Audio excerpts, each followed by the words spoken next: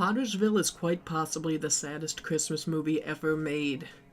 It stars Judy Greer alongside three of the scariest people currently working in Hollywood: Ian McShane, Ron Perlman, and Michael Shannon. Surprisingly, this is not a horror film. This is supposed to be a family-friendly Christmas movie, although it fails on all of those fronts. It is not appropriate for the whole family, it is not very friendly, and it doesn't even have much to do with Christmas. So let's get into what the movie is about. Pottersville opens with a terrible country rock Christmas carol playing over scenes of closed small businesses. It seems like every business in town is closed except for one: Grieger's General Store, which is where we find our protagonist, Maynard Grieger, played by Michael Shannon, shoveling the sidewalk. It's during this introduction that I noticed a couple of interesting credits. Produced by Ron Perlman and executive producer Michael Shannon. Now, I think they made this movie to lighten up their image a little bit. You know, to show that they're not so scary. And I'm sure that in reality, Michael Shannon and Ron Perlman are very nice people, but this is not the way to show that. In fact, I would argue that creating a movie in which you play a character named Maynard Grieger is actually a very bad way to prove that you're not a scary monster. So once Michael Shannon finishes up shoveling the sidewalk, he heads inside his general store and opens up shop. I'm amazed that his business has managed to stay open this long, because I have no idea what his business is. It's called a general store, and in the first scene we see inside of it, I thought it was a candy store, but then later we see he has hunting gear, and then he has tables set up, and worst of all, he never even charges anybody. He just has a big book that he marks down their names in it if they can't pay, and I kept expecting the scene at the end of the movie where he goes through town murdering everybody who couldn't pay because he's fucking Michael Shannon? But we don't get that. And before I forget, Michael Shannon keeps trying to smile in this movie, and it's unsettling. This man doesn't know what happiness is. I mean, just look at this IMDb picture. This was taken right after the birth of his son. This is the happiest he's ever been. Anyway, we're introduced to Judy Greer's character at this point in the film. She plays Maynard's only employee, and the only person in this whole movie who doesn't take a big dump on this poor guy's life. Ian McShane comes into the store as well. He plays a hunter who has a business selling meat door to door, I guess? He then says this. We live on this tiny little rock that's flying through the blackness of space at about, 60,000 miles an hour, and there's only one damn way to get off it. If that thought don't make you crazy, I don't know what the hell will. I guess you're right. Then Michael Shannon tries to smile, and he decides to go home early and surprise his wife with some elk he bought from the town trunk. Surprisingly, this was a bad idea. Michael Shannon finds his wife dressed up like a rabbit, rubbing up against Ron Perlman, who is dressed like a wolf. Yes, his wife is a furry. Yes, it's played as a joke. And no, this movie didn't come out in 1995. In fact, it came out this year, 2017. The entire plot of this film rests on this stupid, old, bad joke of "aren't furries weird?" So Michael Shannon goes back to the general store and tells Judy Greer that his wife is leaving him, and that he's going to crash at the store, in a scene that would be horrifying if not for the wacky music playing behind it. Once she leaves, Michael Shannon, in his drunken stupor, finds a gorilla costume with some old Halloween stuff, puts it on, and attempts to, I guess, rekindle his marriage, but for some reason he just kind of terrorizes the town.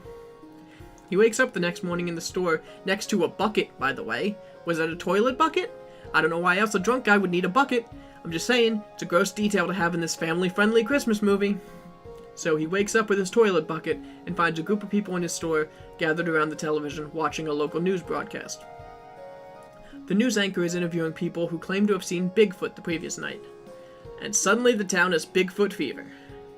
At first he tries to confess what happened and tell Ron Perlman. Ron Perlman is the local sheriff, by the way, but he's just too busy. Eventually, he just realizes that maybe this is a good thing, and he continues to dress up as Bigfoot. More people are coming into Pottersville. People start selling Bigfoot merchandise in his store, so he just accepts that this is best for everyone. Then, Tom Lennon shows up. At first, I thought maybe this movie will actually be funny now. But no, it just gets worse.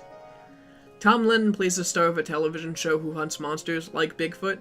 As soon as he gets to town, he has a town meeting where he asks everyone about their experiences and sightings of Bigfoot.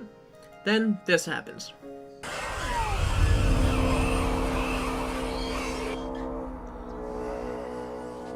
Now, you all know who I am, what I do for a living.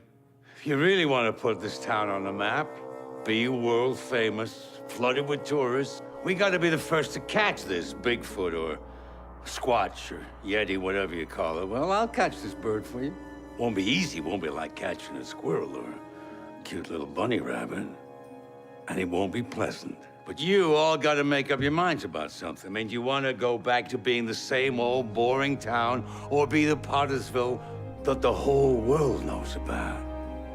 Because I'll find him. I'll catch him. And it'll give you a hell of a lot more than one TV show. Fuck you. This isn't Jaws, and don't make me think of a movie as good as Jaws when your movie is garbage and I'm just watching it for my dumb YouTube channel. Ugh. Where was I? Right. So Tom Lennon and his crew go out into the woods and they don't expect to actually find anything. But wouldn't you know it, they do. Michael Shannon scares them off to the point that Tom Lennon swallows his pride and asks Ian McShane's character for help. Now, at this point in this film, Tom Lennon, Ian McShane, and Ron Perlman are out camping in the woods, hoping to catch Bigfoot. Michael Shannon has been dressing up as Bigfoot frequently for what he believes is the good of the town. Now we get a scene where Judy Greer says to Michael Shannon, "Man, I know there's no such thing as Bigfoot, and I sure hope they don't kill the prankster who's dressing up as him, but knowing Ian McShane, they probably will." And for a few days, he just doesn't go out there, but then a couple of people from Tom Lennon's film crew come into his store and say they can't make an episode because they don't have any actual footage, which is bullshit because Tom Lennon said he never actually expected to find anything, but that's not the point. This is where this becomes the saddest Christmas movie ever made. Judy Greer goes into the back room to help Michael Shannon count that day's earnings, and she finds the Bigfoot costume. She goes back out to the front, and then this happens. What are you doing tonight? Nothing. Want to hang out? Have a couple beers? Oh, I don't think I'm in the mood. Why don't you come over and we'll watch a movie and make popcorn? I'm not up for a movie tonight. Thanks, though. Sure, I make a mean Jiffy Pop. I know you do. I just, it's been a long couple of weeks, you know? Rain check? Anytime. She is begging him not to kill himself. And he either doesn't understand that or just doesn't care at this point. It is heartbreaking. Judy Greer takes that day's earnings back to the bank and then returns to confront Michael Shannon, only to find that he's already gone. But she does find a note. That's right, he left a fucking suicide note. Now, I will tell you what that note said, except we never even find out. So I'm just gonna assume that it was incredibly sad. Too sad to be left in this movie, which is pretty sad. So Michael Shannon goes out into the woods, prepared to die, but miraculously is only shot with a tranquilizer dart. They make fun of furries some more, and then they reveal to the whole town that Bigfoot isn't real. Shocking. Tom Lennon then threatens to sue the town, but that's dropped pretty much as quickly as it came up. The big issue now is everybody hates Michael Shannon even more because he lied about being Bigfoot. Once he's fully regained consciousness, he's closing up his store for the final time, and I can only assume writing another suicide note.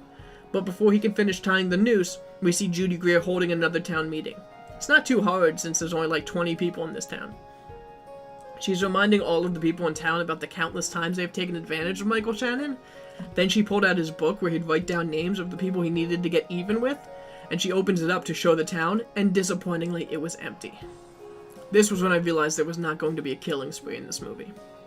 So just when Michael Shannon is about to kick the stool out from underneath himself, the door of the shop opens up, and the whole town rushes in, and they all pay him back what they owe him.